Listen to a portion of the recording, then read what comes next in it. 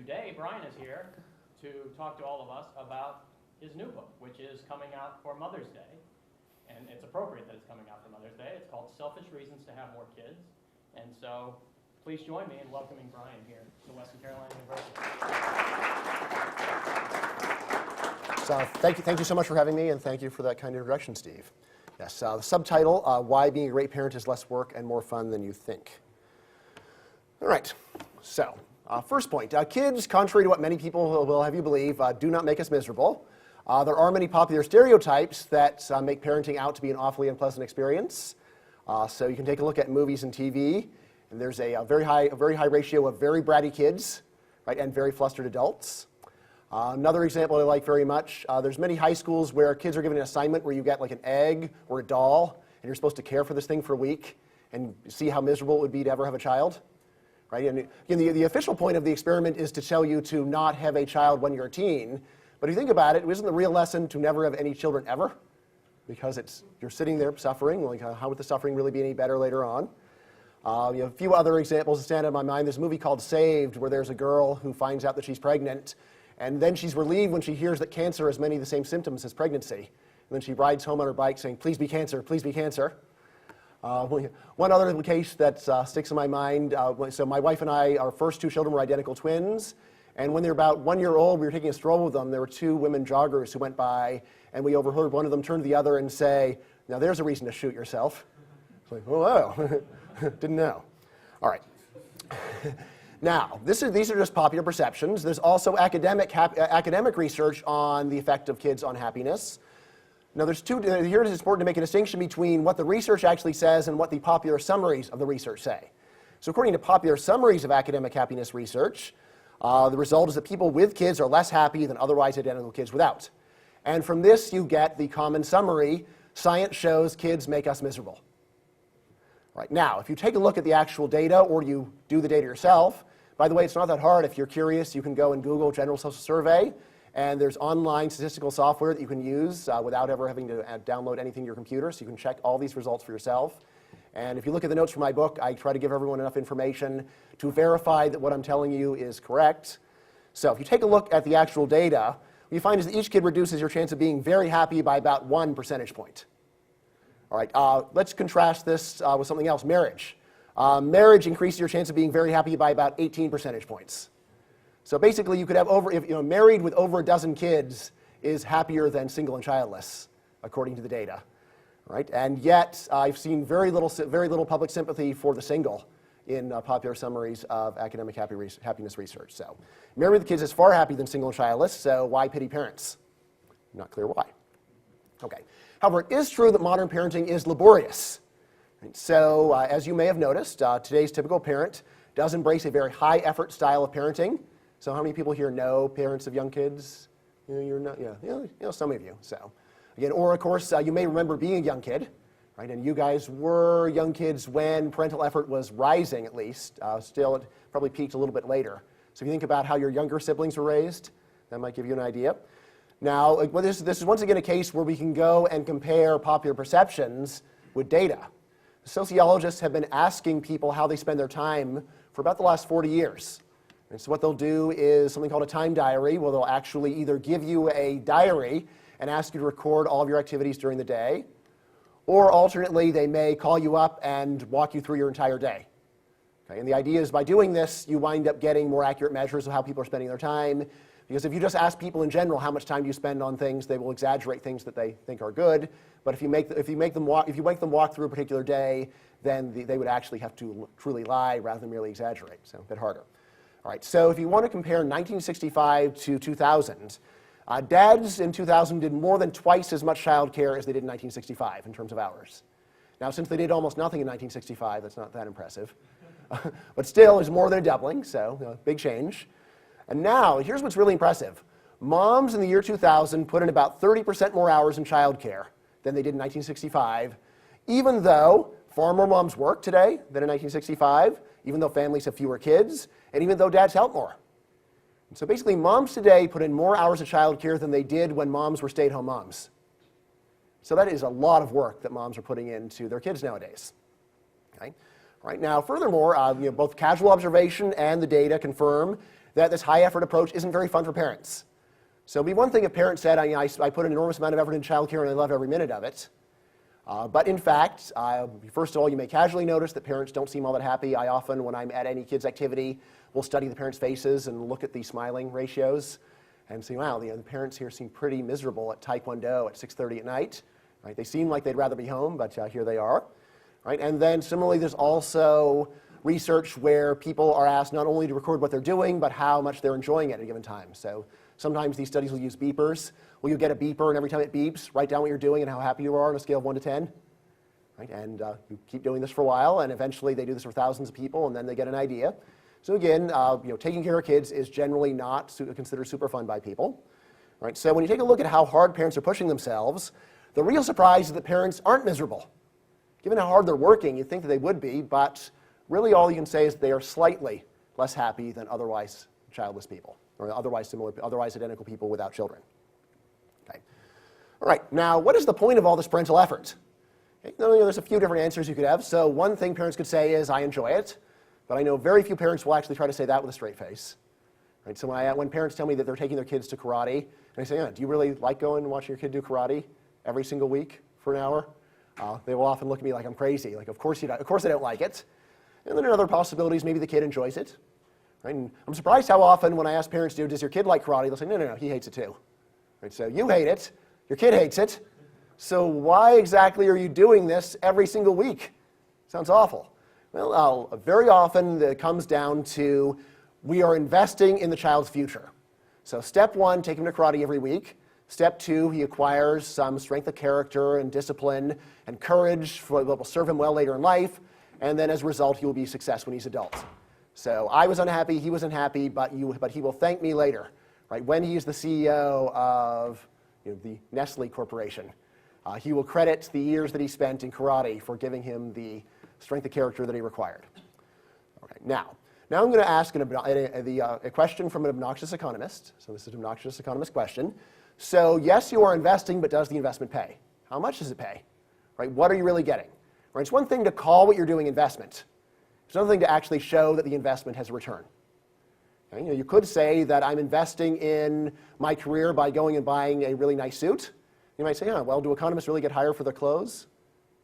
Based upon the ones I've seen, not really. Business school is a little different. But yes, most economists do not seem to actually, they don't even notice each other's clothes, so they probably aren't actually getting a return off of it. Okay, but does all this parental investment actually pay? Right? Does the time that parents put into their kids wind up changing what the kids are like as adults? Right? And that is the idea of an investment, is you put in some effort now, you suffer, and then later on you reap the reward. Right? Now there is a very tempting answer here that almost everyone will offer, and say, look, of course the investment pays. Of course the investment pays. So you take a look at kids, and you notice that they resemble their parents, and say, therefore the investment works. Look, we see that kids with successful parents wind up growing up to be successful themselves. Therefore, it must be the case that the effort that their parents put into their education, put into their discipline, put into training them, is the cause of whatever success that they have later in life. Right? And that sounds really good. And again, this builds upon a fact that everyone can see around them, which is traits do run in families. Right? Traits do run in families. Right? So you see that someone is very successful, and you see their kids are successful, success runs in this family. Or you see brains running in families. So this must be because the smart parents read to their kids. Right? Or you even see things like political views or religion running in families. This is because you were raised to be a Republican. That's why you are the way that you are now. Now, the main theme of my book is this: resist temptation. It is tempting to think that kids resemble their parents, therefore the investments work and pay, but you should resist this temptation, because there's always a competing explanation for family resemblance: heredity. Right? This does not mean that heredity is always the answer, but it means you can never simply look at a parent and a child, see that they're similar, and say, therefore, the parent's effort caused the result. There's also the possibility the kid would have turned out that way anyway. It's possible the kid could have been adopted and would have turned out exactly the same way. And you can't discover this merely by looking at the fact that parents resemble their children. Okay. Now, here's an example that I have in my book, one of my favorite ones. How many people here have heard of Milton Friedman at some point? Yes, so he won the Nobel Prize in economics in the 70s. Very famous economist. He's the one over here on the left. Right, so that is Milton Friedman, who is the father of David Friedman, also an academic economist. His views very similar to his father's, except more extreme. Yeah, so he's the one who would call his father a socialist. Okay, and then finally we have Patri Friedman, son of David Friedman, right, who, while not a professional economist, worked at Google's prediction markets project, and now is the president of the Seasteading Foundation. What is the Seasteading Foundation doing? Well, their goal is to realize Milton Friedman's vision on floating islands, on the sea, floating artificial islands on the sea. Okay, so they're going to build platforms on international waters in order to escape the regulations that they disagree with, and in this way they will be able to demonstrate how good Milton Friedman's ideas were outside of the jurisdiction of any known government. All right, so now you may take a look at these three guys, and first of all you may notice some considerable physical similarity. Right, and when I actually met Patri, you can't see this from this picture, but Patri is really short.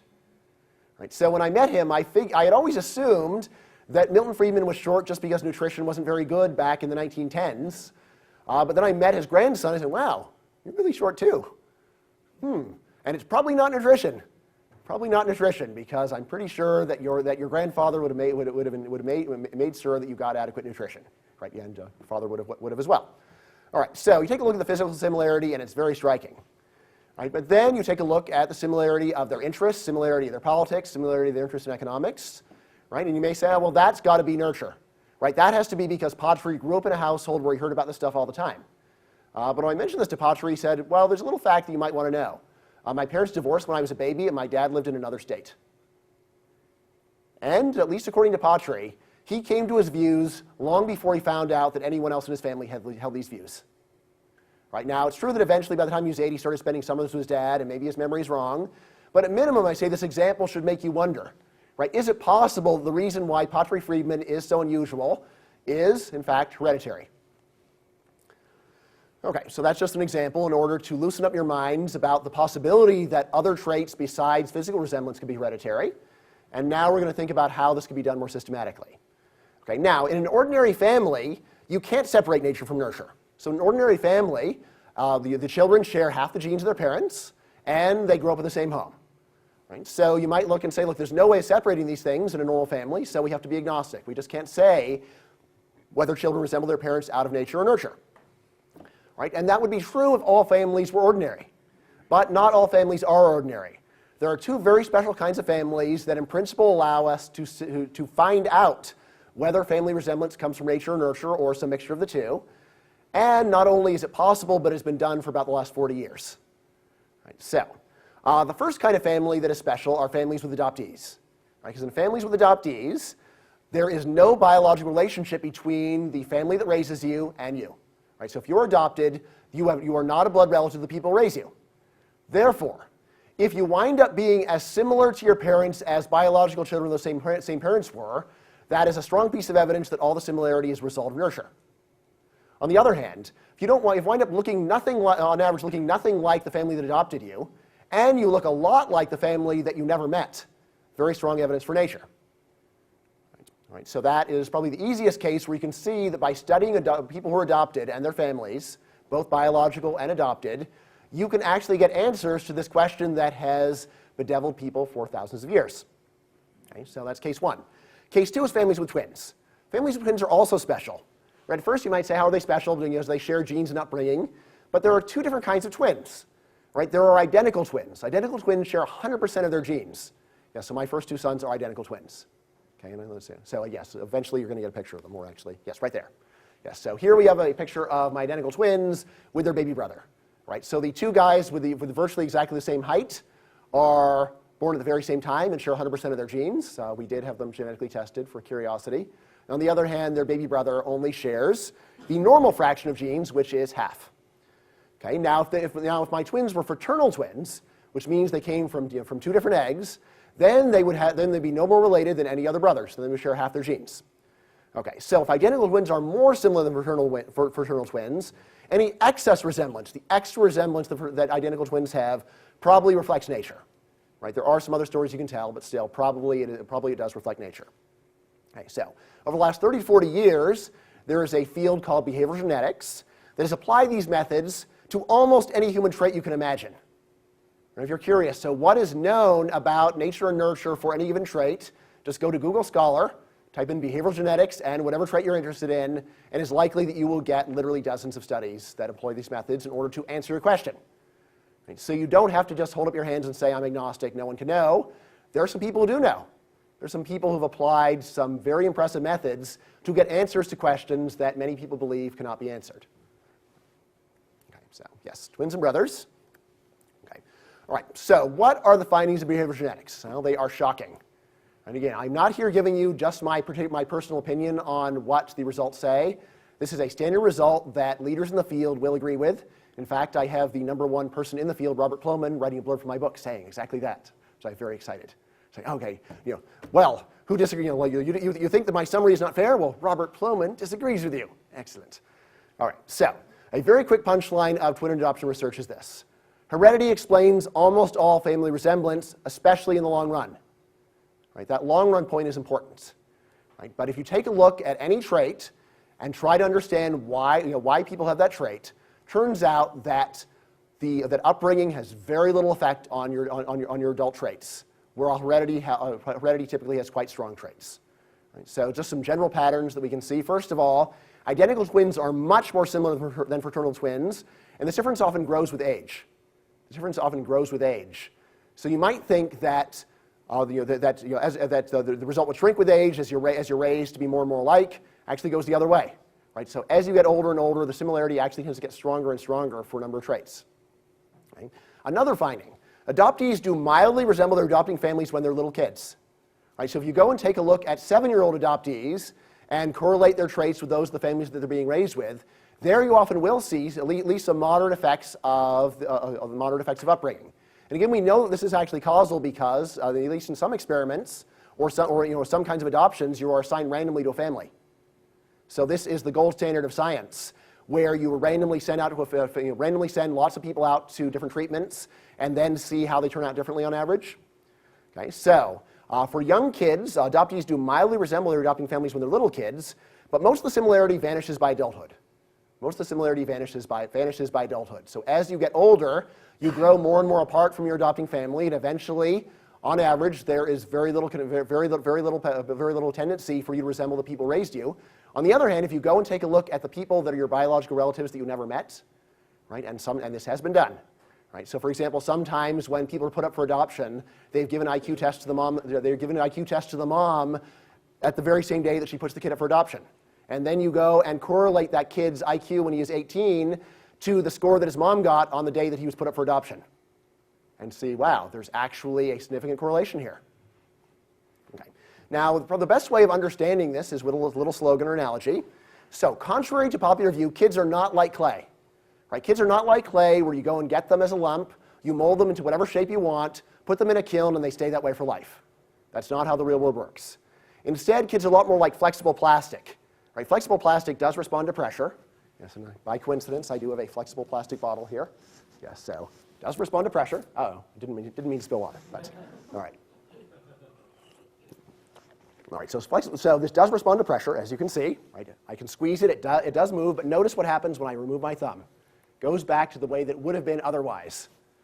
Right? So yes, the environment does matter for the shape of that plastic bottle, but within a very broad range of squeezing, you can squeeze it, change the shape in all sorts of different ways, but when you remove the pressure, the change goes away. Now, it's true that you could also crush the bottle, in which case the change would remain.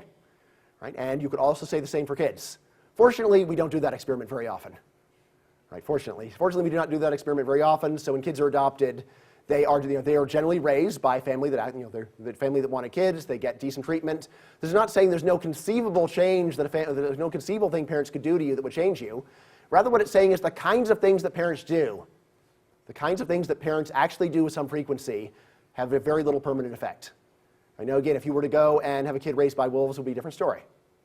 But presumably, none of you are planning on doing that. Right? It's not a popular parenting style, and for a good reason, very good thing. All right, so kids are not like clay that parents mold for life. Rather, they're like flexible plastic that responds to pressure, but pops back to its original shape when the pressure is released. Okay. All right, now, in my book, I wound up organizing all this research around what I call the parental wish list. Sorry, Steve, is there a time somewhere? I'm not seeing the clock anywhere. You've got 30 okay. minutes at least. Okay. Okay, very good, very good. Okay, so, that's including, but I want to say 15 minutes for questions, so. That's without. Okay, all right, okay, very good. All right, so in the book, I try to organize all this Twitter adoption research around what I call the parental wish list. So let's go and make a list of all the things that parents like to encourage. Let's go make a list of all the things that parents like to encourage so that we can see whether parents are having an effect when they're trying to have an effect. Right? So it wouldn't be very surprising if you didn't see any effect of parents for something that they weren't trying to change.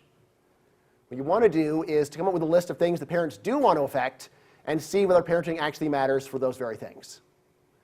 Okay, so basically, I decided, well, let's kind of work chronologically. So very first thing that parents try to affect is their kids' health.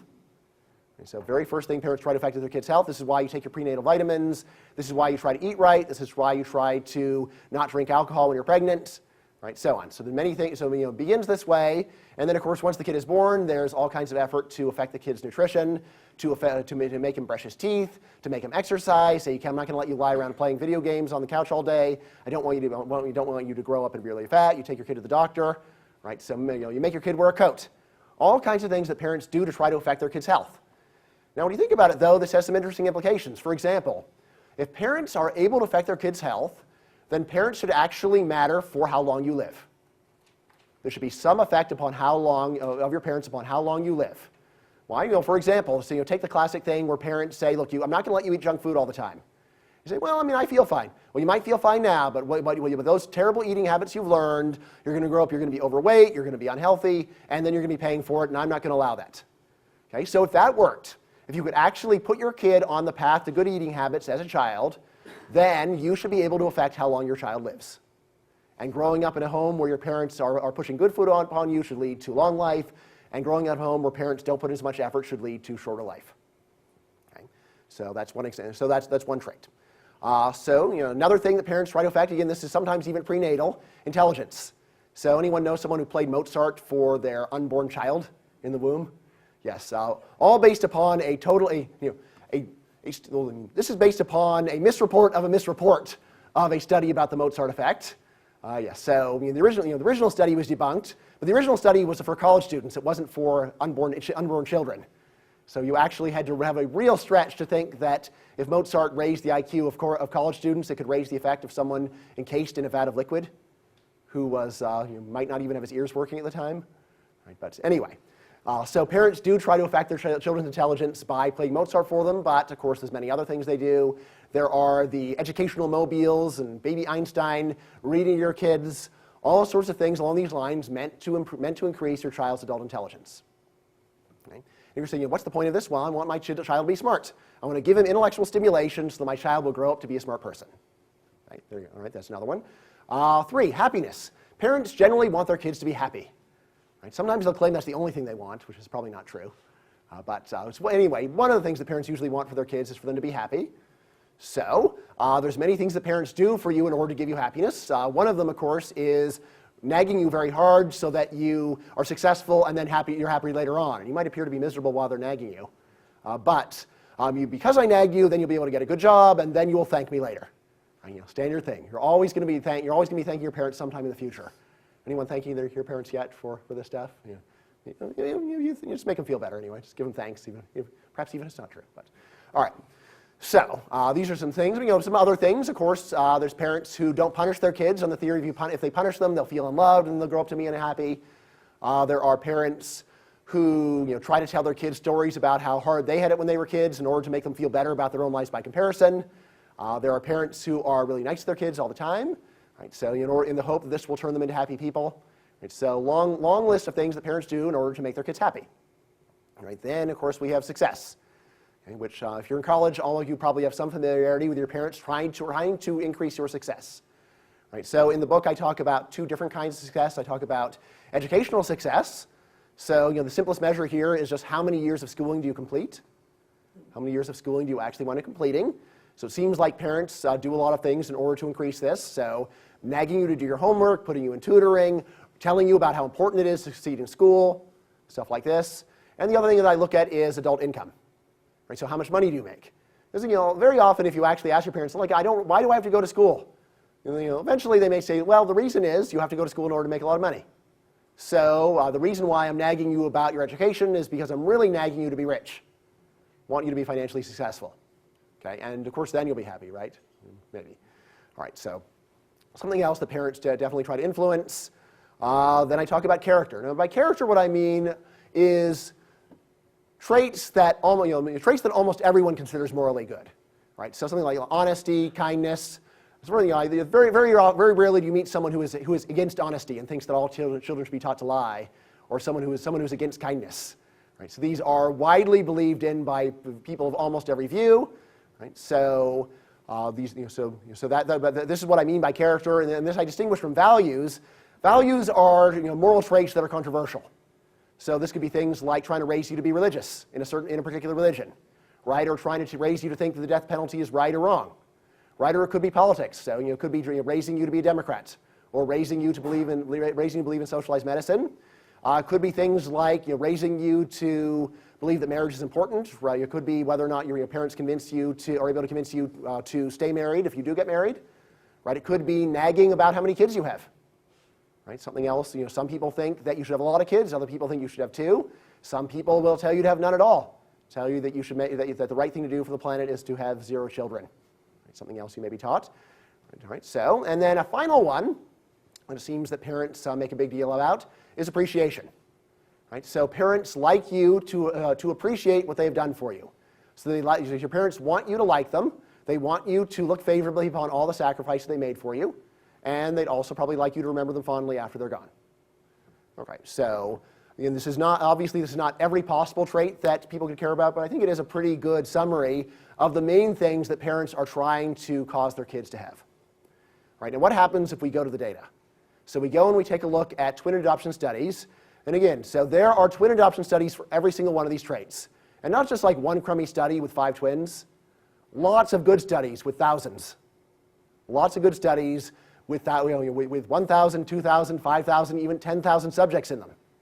Okay, a lot of the best ones come from Scandinavia, where they've been keeping extremely accurate records on people for the last 150 years. Okay, but there's many other good ones as well. So there's there's a Minnesota twin study. There's something called the Virginia 30,000 study, where they've been keeping track of twins in Virginia. Right? There's also some very good twin databases for Australia. Right? So again, areas that are covered less are third world and also Asian countries. There's not very much for them. So that's but again, plenty for the United States, Canada, Germany, Denmark, Sweden, Norway, Finland, right? Australia. Like I said, so these are all different places where we can get the data and we can go and see what we get. Okay, so what do we find? Well, just go down the list. Parents have little or no long-run effect on their kids' health. This is true for life expectancy, and here we can actually go to data from Denmark, where they actually been keeping data on twins from 1870.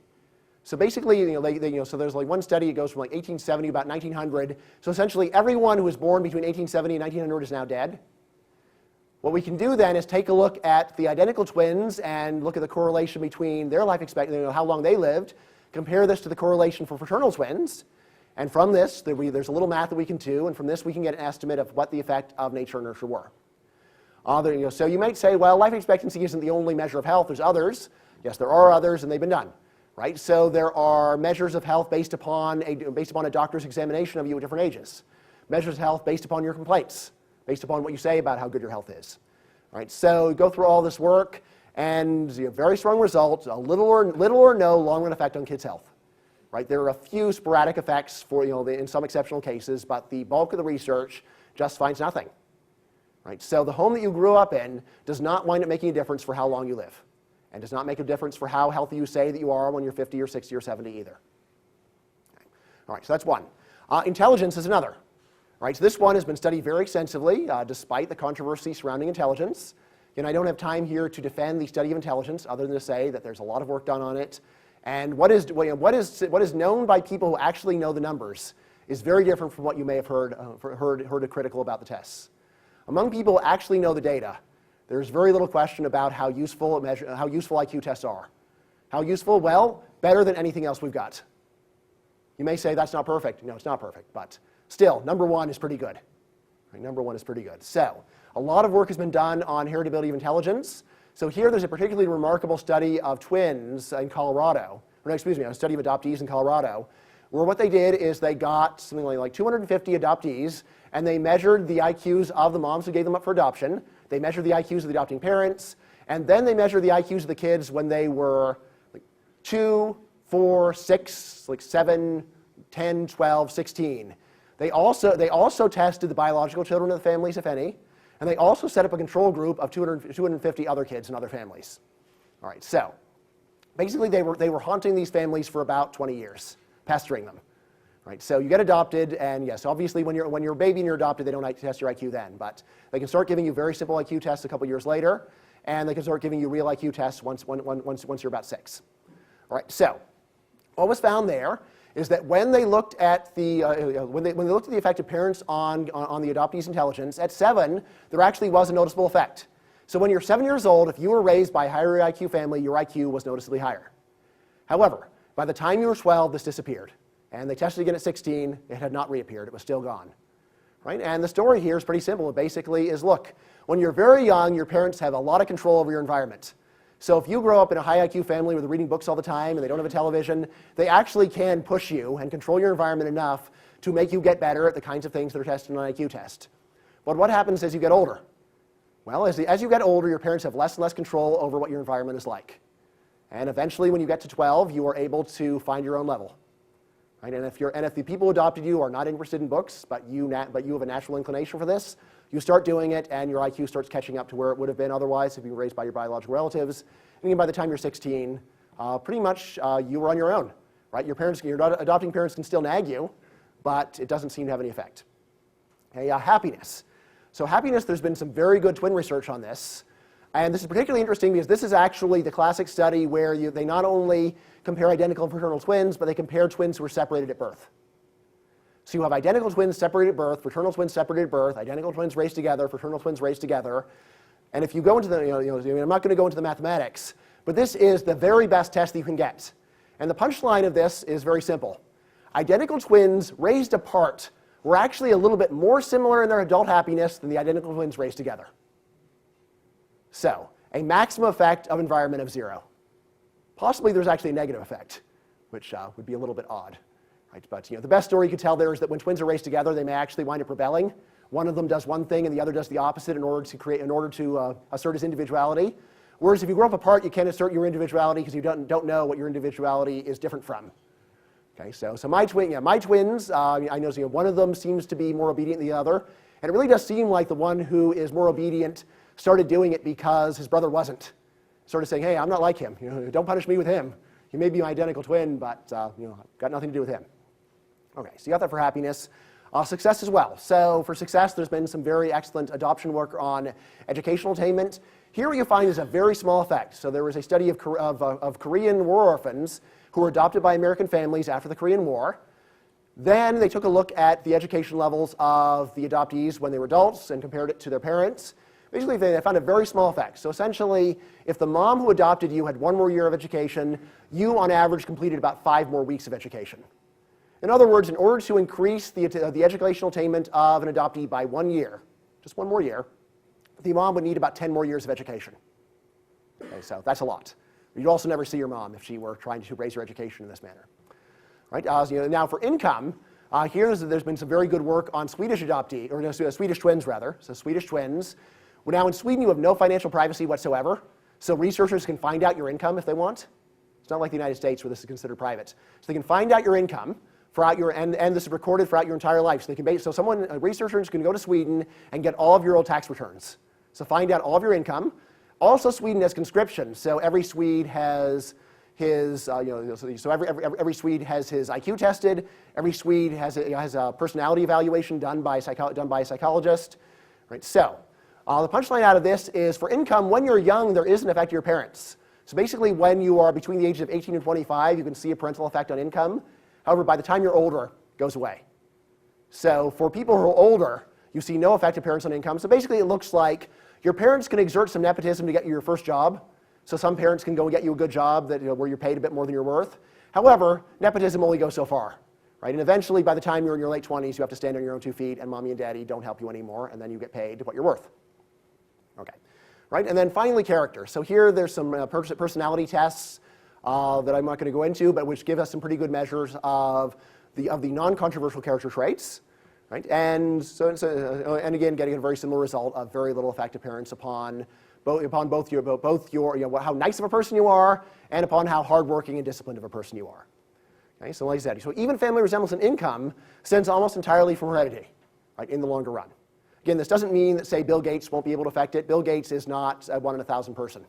He's like a 1 in a billion. He's like a 1 in 6 billion person, so very rare. All right. Now, we do see that parents have a strong long-run effect on superficial values, like the religion and political party the kids say they identify with. However, they have very little on behavior or convictions. So can parents change the religion that you say you belong to as an adult? Yes. So if you're raised as a Presbyterian, you will probably say that you were Presbyterian for the rest of your life. However, there's also studies of things like, do you actually go to church, and are parents able to influence that? And there the result is, by the time you're in your 30s, very little effect of parents on church attendance. And there's also questions about religious doctrine, things like that. And the same thing goes for politics. Parents have a very substantial effect upon the political party you say that you belong to, but much smaller effect upon whether you actually vote, much smaller effect upon whether you vote the party line, much smaller effect upon what particular issue of views you have. Right, now, the most meaningful of all the effects that parents have is parents do have a moderate long-run effect on number 7, appreciation. So how their children perceive and remember them. How their children perceive and remember them. Okay. Now, here's some caveats. So, first of all, what researchers find depends on where they look. Okay, so twin adoption studies rarely include kids raised by wolves or abandoned in Haiti. So none of this is saying that you can safely go and abandon your kid in Haiti and it'll turn out fine. Right? He may starve to death. It could be terrible. Similarly, none of this is saying you can lock your kid in a closet and learn to speak perfect English all by himself in the dark. Also false. Okay, rather what this is, so nurture probably matters a lot in these cases. Now, I will say that these experiments are almost never done. Right? Fortunately, these experiments are never done. They'd be terrible. But keep that in mind. All right? So here's a very good rule of thumb. Would an adoption agency consider you fit to adopt? If so, you're good enough. Would an adoption agency say that you are a fit parent? In that case, what you're doing is fine. Right? If they go to your house and say this person's unfit, then maybe there is an issue. Right? But the people who are in these studies generally are above a very basic line. Right? So of course, if you are horribly abusive, you probably aren't going and participating in twin surveys. All right. So now we come to the actual lessons for parents. So key parental lesson number 1: lighten up. Lighten up. And this is something I tell other parents all the time. Right? So behavioral geneticists are usually just pure researchers, so they rarely ponder the practical implications for parents. They'd rather spend time getting another estimate of the effect of parents on teeth than wondering what this really means. Right? But the practical implications are quite strong. Right? Because what behavioral genetics shows is that parents can sharply reduce their investment without hurting their kids. You can sharply reduce your investment without hurting your kids, because if there is no long-run effect on how your kids turn out, that's basically the same as saying that your effort was wasted. Okay? So, unless, of course, you enjoyed it. Right? But that is a different story. Okay? So the most obvious lesson is just lighten up. Focus on enjoying the journey rather than trying to change the destination. Okay, pretty simple point. Right? Now, relaxed parenting isn't just easy for parents. Also, it's better for kids. Right? So pushing your kids probably won't improve their adult health, intelligence, happiness, success, character, or their deep values, but it probably will hurt how they feel about you, their appreciation. And so rather than focusing on trying to mold your kids and failing, how about focus on making your kids like you and succeeding? Better use of your time. All right, now, the second lesson, and this is the one where the economics comes in, and which is the inspiration for the title of the book, is, so after you lighten up, so after you get rid of a whole lot of pointless suffering, then we come to the next less obvious lesson, which is have more kids. Have more kids. How does this follow? Well, what behavioral genetics basically shows is that parents are overcharging themselves. Parents are overcharging themselves. They're thinking, look, if I have another kid, then I have to go and spend 20 hours a week doing all this extra stuff with my kid. Right? Or else he's going to turn into a bum. Else he's going to be a failure. Else he'll be miserable. Right? Turns out, no. Actually, your child is probably going to turn out about the same way even if you don't do this stuff. Again, yes, feed your child, talk to him, take care of his basic needs. Right? In no way am I endorsing child neglect, but rather saying, look, focus upon enjoying the journey. Right? Do the things that things that an adoption agency would fault you for not doing. Do those, certainly. Right? But once it gets past that point, instead of looking at your kid as an investment where you have to prepare your child for a harsh competitive world, realize that your child's future basically depends upon him, and he's probably going to do fine, whatever you do. Right? You have plenty of latitude. You have plenty of latitude. So again, if you want to go and do a lot of stuff with your kid, that's fine. You're not going to hurt him. Right? So there's a book called A Nation of Wimps claiming that all of you guys are wimpy because your parents were too easy on you. I mean, I'm baffled by this. The person also claims the professors are constantly receiving phone calls from parents of their students demanding grade changes. I've never received a phone call from a parent ever. So anyway, maybe I'm weird, but seemed like there's a great exaggeration. So it's not that you're going to turn your children into wimps, but rather just that if you're doing it for the long-run benefit, the long-run benefit isn't there. Again, if you just want to do it to make your child feel better, great, make them feel better. Okay, so parents can get the kids they want for a lot less than they're currently paying. Get the kids you want from a lot less than you're currently paying. All right, so what do both common sense and basic economics tell you to do if the price of something falls? Okay, so you see a sale, 20% off. Your natural reaction is run away in terror, or buy exactly the same amount, because why would you ever want more of something just because it's cheaper? Right? Or last option, buy more. Yes, that is the answer. So this is what common sense tells us, and is also what basic economics tells us. If something turns out to be cheaper than you previously thought, buy more. All right, so now these arguments are relevant for anyone who likes kids but dislikes sacrifice and toil. Okay, so if you just hate kids, that's fine. I'm not going to try to change your mind. Right? There are people like this. I think it's a little bit odd to hate children, but I don't think I could change your mind. If you already hate them, you know why you hate them. Right? And so, and my philosophy is live and let live. If you don't like kids, great. All right, so you don't have to buy my book. That's great. That's fine. Okay? you do your thing, I do my thing. We're all happy, and I promise not to harass you if you don't like kids. Right? That's fine as far as it goes. Right? But if, however, you like kids but just are afraid of the sacrifice and toil, then my message has a lot of relevance to you, because it's saying, look, here's something you want that you might have been afraid to do, or you might have been afraid to do again because you don't like all the pain and suffering involved. And I'm here to say that you can go and shave a lot of that pain and suffering. This is not to say that there's zero pain and suffering. You can't get rid of all of it. Yeah, so I've always been the person who did the night shift with my infants. So when my kids are infants, I'm the one who stays up all through the night, and I go to sleep at 6 a.m. Right, so. And it wasn't that fun, but also it wasn't that bad. Okay. Now, every now and then you also get someone who I consider very odd who says, look, I like the sacrifice and toil. Really? You like it? All right, great. Okay, in that case, my stuff isn't very relevant for you either. Sacrifice and toil away. Knock yourself out. Right? But it seems like eventually, even people who say they like sacrifice and toil come to the point where I don't want any additional sacrifice and toil. And I have noticed that when I suggest having more kids to people, the main reaction that I get isn't even a word. The main reaction I get is just like, ugh, right? Which I think the English translation of that groan is, I can't take any additional sacrifice and toil. And there I said, no, I've got an answer for you. Step one, stop doing all the unnecessary sacrifice and toil that you're doing with the kids you already have. And then step two, relax and enjoy something. And then step three, see whether you want to spend some of that additional time having an additional child. Okay, so, and if you simply don't like kids, peace be with you. No desire to struggle with you or argue with you. I'm not going to follow you around. I'm not going to pester you. That's fine. All right, so that is the main punchline of the talk. So the title of the book is Selfish Reasons to Have More Kids: Why Being a Great Parent is Less Work and More Fun Than You Think. And it should be in stores for Mother's Day 2011 from Basic Books. And there is my most recent son. Okay, with the cover that I want the publisher to use, but they don't want to use it. I don't know why. All right, so I think we got some time for questions now. Yeah, we have about perfect 15 minutes. All right, excellent. Questions, David? Excellent. I'll let you feel. Sure, Bob. Do you have any insight into why people overinvest in their children?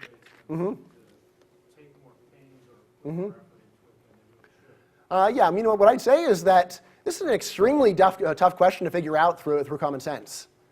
So people have been arguing about nature versus nurture for thousands of years. And I'd say if we didn't have twins or adoption, we still wouldn't know. It's not something that you can easily find out for yourself. But on top of that, this is something where whatever first-hand experience you have is very misleading, because the short-run effect of parents on their kids is often very large. So you go and your kid is bad, and you go and put him in the corner and improves his behavior, and you say, aha, I changed my child. And it's true that you change your child, but for how long?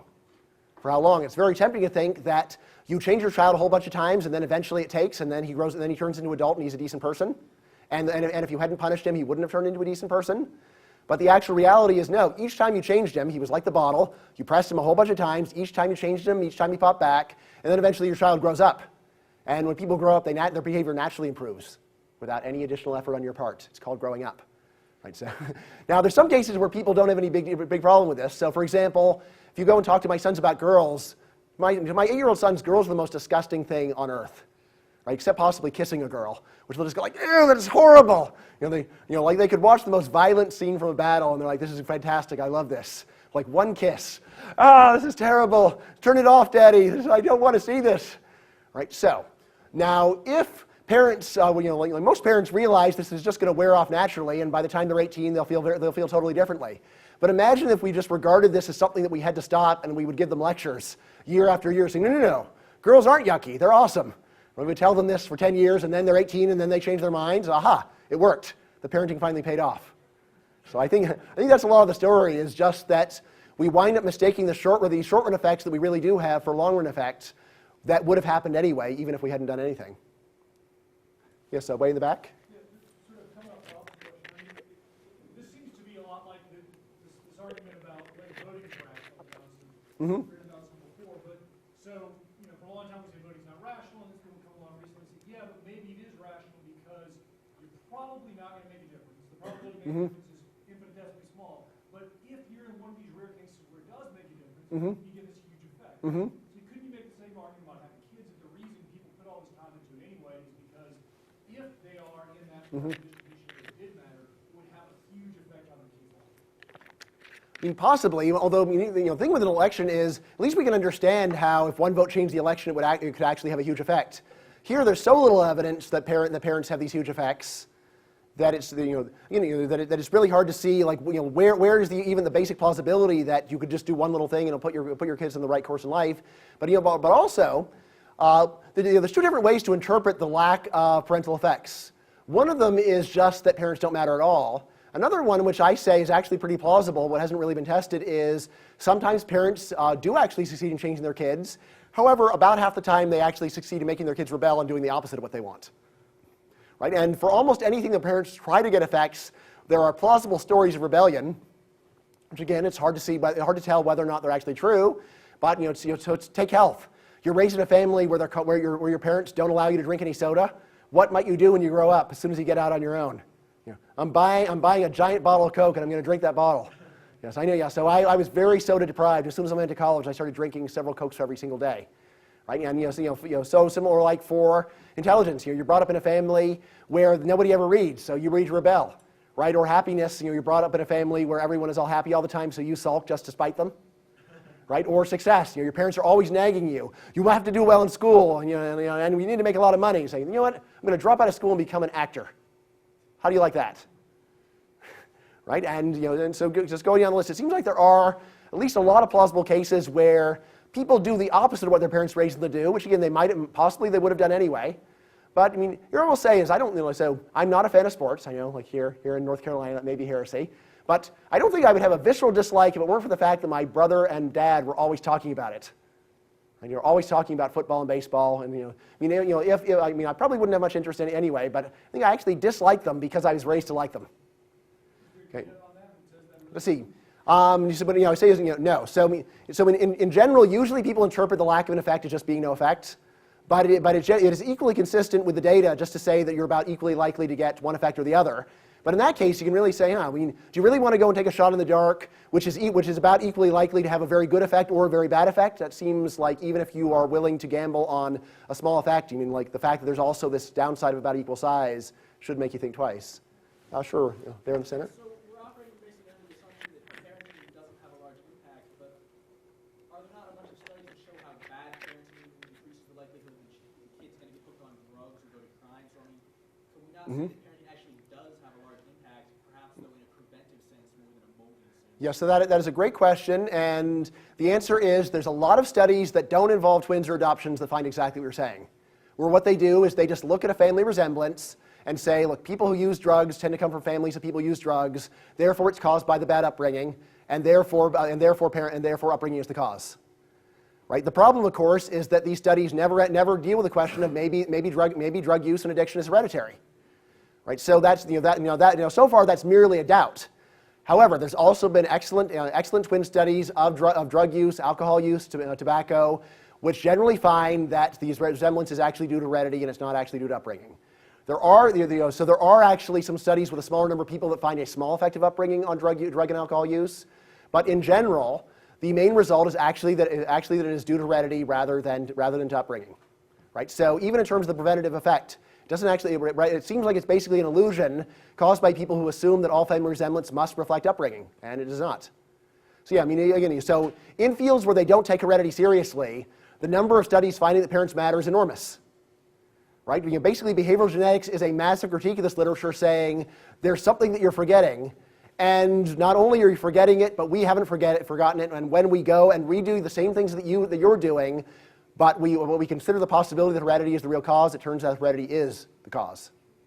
Yes, sir? Can I get a copy of your PowerPoint and send it off on that? Absolutely, yes, I'd be very happy. If you want to put it up, that's great, or either that or I'll put it up on my blog. Yes? I was wondering, as you've done this research, has it changed your parenting style at all? Mm-hmm. What have you done differently? Or Yeah. So, right. So, I mean, so I will say, I mean, I was vaguely aware of this before I had kids, right? So, I mean, I had some awareness of this, so I was already inclined to not be to not ride my kids really hard and say, look, we don't need to worry about this stuff so much. But yeah, I will say that in the process of thinking about this and just having identical twins and just seeing with my own eyes, how strong the genetic effects really are. Putting that all together, and just the things, the way that I spend time with my kids. I do spend a lot of time with my kids, but we spend our time enjoying things, right? So we all like games. We play games together. We read comic books together. We read stories together, right? And when I read them stories, I don't worry about going. I don't worry about giving them stories where the moral lessons are ones that will take them for a lifetime. We just finished reading the novel version of Conan the Barbarian from the 1980s. It's a great story. The moral lessons are very limited. The moral lessons are, crush enemies, see them crumble at your feet, and hear the lamentations of the women. But it's a fun story. 8-year-old boys love this book, and I liked it too. And even though my wife did raise some eyebrows while reading it, still, we had a good time. Right? So focus on the appreciation, focus on enjoying the journey together. So I read a lot with my kids, but if they didn't like reading, I wouldn't do it with them. If they were there going, oh, I hate this, I would just say, all right, fine. Maybe you'll like it more when you're older, and I'm not going to push this. Right? And the same thing goes for all the things that people say you absolutely have to do for your child. So my children don't like activities very much. They don't like organized activities. They each have the perfect playmate in each other. So when your best friend looks like that, you may not be all that interested in going to play soccer, and they don't. So I don't push my kids to go and do activities like this. Now, a question people often ask me is, yeah, but have you convinced your wife about any of this stuff? And the answer is, well, I convinced her like halfway. Right? And we compromise, right? And what do you do? That's what everybody does. So, yes, I will say my wife does try to mold my kids a lot more than I do, because I really don't try at all, right? But still, partly I think as a result of talking about the stuff and her proofreading the manuscript, she actually is a lot more comfortable with saying, all right, fine, we don't really have to do this, we can relax, and it's just not going to be that bad. So, or in fact, the results will be very nice. Yes, in the front. Are you going to have more kids? Let's see. Am I going to have more kids? My personal preference would be to go up to my biological limit. My wife is not on board for that, so we'll just have to see. But so I do. So we did have him, and I would like to have more, but it does take opt-in from both people in order to get there. So let's see. Other questions? And I was saying, so in pushing this book, when people say, who's this book for? I say, well, it's for anyone who has kids or might one day want kids or is a kid, right? And is the kid of someone else. So in doing this, it felt like studying behavioral genetics. It really does give you a different perspective on your own life. And, you look back in your own life, and people often tend to say, well, I turned out this way because of the way that my parents raised me. And when you see this evidence, you realize, maybe I would have turned out exactly the same way if I were adopted. Maybe I would have turned out exactly the same way if I'd grown up in a totally different family. So maybe the reason why you turned out the way you are is it's pretty much the way that you're going to turn out either way, right? Which is an interesting thought. Right? And it also does gives you a focus on, well, what should I be focusing on? How about focus on getting along with other people, finding out what you have in common with other people and enjoying that, rather than trying to change people. And so something that influenced me a lot is there was another book that discussed a lot of this evidence, The Nurture Assumption by Judith Harris. And she said, people say, so it doesn't matter how I raise my child, and she, or how it doesn't matter how I treat my kid. And she said, well, it matters in the same sense that it matters how you treat your spouse, right? So, do you think you're going to change your spouse over the next 10 years? Again, younger people probably aren't married, but think about changing your boyfriend or girlfriend. Does it seem like a good idea to say, look, I'm going to marry someone and then try to change them for the next 10 years? Does that sound like it's likely to work out very well? Probably not. So what should you focus on? Focus on appreciation. Focus on enjoying the other person, enjoying the journey together, realizing that other people are not clay to be molded. They are what they are, right? And to go and try to pressure them to be something that they're not really just doesn't make a lot of sense. And not only are you unlikely to really change them, but you're likely to hurt the thing that you really do have an effect on, which is the relationship itself. Let's see, have we got time for anything more, Steve?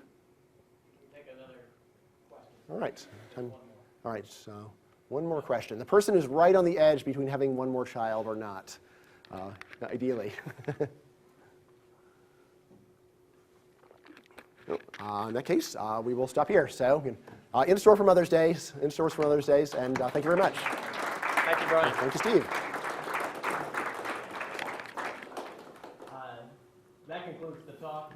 However, for students in public finance, you have an opportunity. We're going to get together and talk with Bryan about the issues that we've been talking about in class related to method of the rational voter and public finance, public choice. Yeah, sure. Bryan is basically an expert on those topics. So everyone else, thank you very much for coming. And have a good weekend and enjoy finals and all that.